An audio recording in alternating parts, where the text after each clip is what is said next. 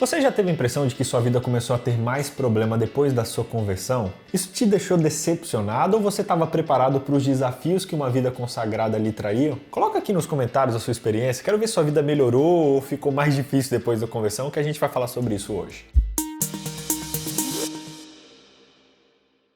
Antes de estudar a lição dessa semana, eu preciso que você leia Romanos 7, verso 1 ao verso 7. Rapidinho, 7 versículos. Esse é um dos capítulos mais emblemáticos da Bíblia porque ele divide muitas opiniões a respeito da sua interpretação. Ele começa com uma ilustração. Uma mulher é obrigada pela lei civil a viver com o marido até que a morte o separe. Se ela se casar com outro homem enquanto estiver com o primeiro, ela vai ser considerada adúltera. Mas se o marido dela morrer, ela estará legalmente livre para se casar novamente. O que Paulo quis dizer com essa metáfora é que os cristãos morreram para a lei do pecado para que pudessem se casar com Cristo. Estar casado com o pecado é uma experiência escravizadora e negativa. Já estar com Cristo é libertador e positivo em todos os sentidos. A confusão existe porque alguns cristãos, e de maneira equivocada, entendem a ilustração de Paulo da seguinte maneira. Eles acham que a lei de Deus era um marido abusivo, oprimindo o povo de Deus durante o período da Antiga Aliança, desde Moisés até a vinda de Cristo. Mas para eles, quando Cristo veio ao mundo, aquela lei morreu, libertando os salvos da lei para que pudessem se casar agora com Cristo. Portanto, os cristãos da época de hoje, da nova aliança, que guardam o sábado, por exemplo, que é uma instituição da antiga aliança, eles estariam cometendo adultério espiritual. Eles não poderiam estar casados ao mesmo tempo com Cristo e com a lei. Nada a ver.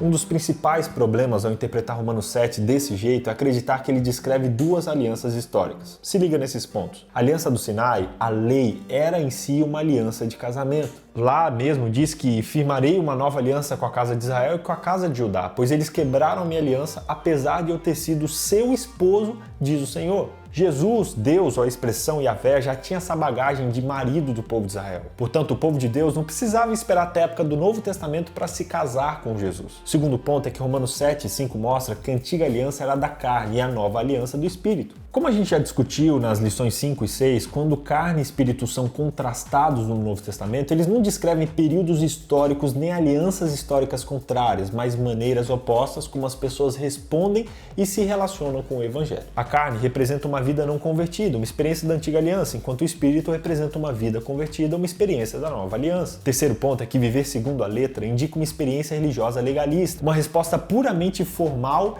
e exterior ao Evangelho, em contraste com uma resposta de fé que vem do coração e transforma a vida. Quarto ponto a se considerar é que Romanos 6, 20 a 22, que a gente estudou semana passada, mostra que antes da conversão e do batismo, nós produzimos fruto que resultava em morte. E após o batismo, nós produzimos um fruto que leva à santidade e o seu fim é a vida eterna. Portanto, gente, nenhum dos contrastes mencionados no item 2 ao item 4 aqui que eu falei, eles têm a ver com dois períodos históricos nos quais o povo de Deus vivia em realidades diferentes. Não, na verdade, eles mostram duas experiências opostas que podem ser vividas pelas mesmas pessoas na mesma época. Entendeu? Ah, agora eu entendi!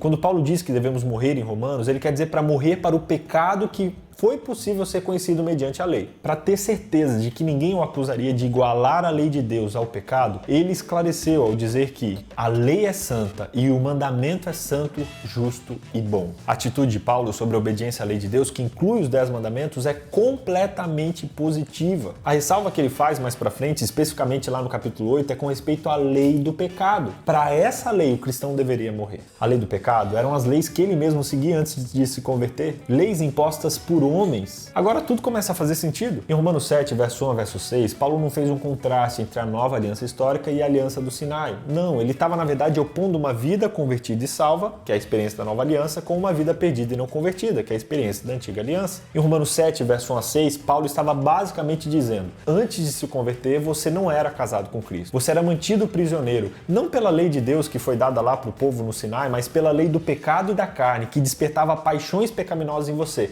e que produzia frutos para a morte. Mas o Espírito Santo convenceu você por meio do Evangelho. Pelo processo de conversão e confiança em Jesus, você morreu para a lei do pecado.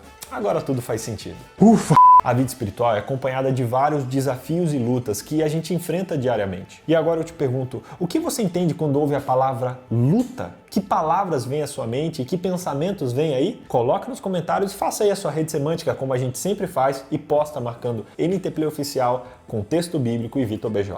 Por mais severa que seja a luta, Deus nos dá a certeza da salvação. E na verdade a certeza do apoio, quando ele diz: agora já não há nenhuma condenação para os que estão em Cristo Jesus, pois em Cristo Jesus a lei do Espírito que dá vida os libertou da lei do pecado, que que leva à morte. Não somos libertados do conflito, mas da dúvida de que estamos do lado certo. A vitória final é segura. Jesus nunca vai desistir de você, não desista dele nem o ignore. A vida cristã é uma batalha e uma marcha. Nessa guerra não há trégua. O esforço deve ser contínuo e perseverante. É por meio do esforço incessante que mantemos a vitória sobre as tentações de Satanás. A integridade cristã deve ser buscada com irresistível energia e mantida com decidida firmeza de propósito. Resumindo, primeiro, Romanos 7 descreve a experiência da antiga aliança e não a definição dela. Segundo, a lei é santa, a lei é justa e a lei é boa. Terceiro, conversão não significa uma vida fácil, uma vida sem problemas.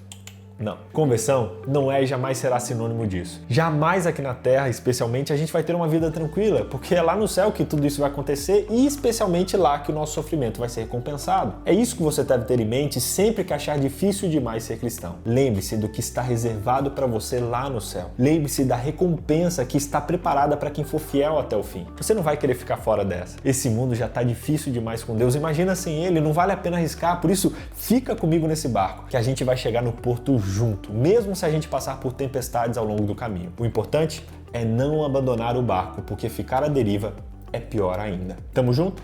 Os cristãos da nova aliança que vivem hoje e que guardam o sábado, por exemplo, que é uma instituição Volta. Então, uma espora. Lá é dito que Jesus, como eles chamavam, como a gente já discutiu na lição 5 e 6, carne e espírito, eles são contrastantes. Volta um pouquinho.